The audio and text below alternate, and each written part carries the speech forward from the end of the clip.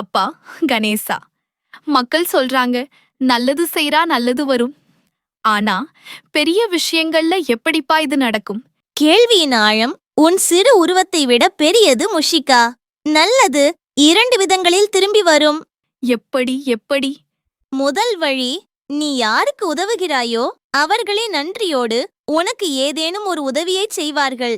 நீ எதிர்பாராத நேரத்தில் நீ செய்த சிறு உதவி ஒரு பெரிய சங்கிலித் தொடர் போல விரிந்து ஒரு மிகப்பெரிய நன்மையாக உனக்கே வந்து சேரும். இது ஒரு வெளிப்படையான பலன். இரண்டாவது வழி, இதுதான் மிகவும் முக்கியம் முஷிகா. நீ உண்மையான அன்போடும் சுயநலமில்லாமலும் ஒரு நல்ல செயலைச் செய்யும்போது உன் மனம் சந்தோஷமடையும், உன் உள்ளம் அமைதி பெறும்.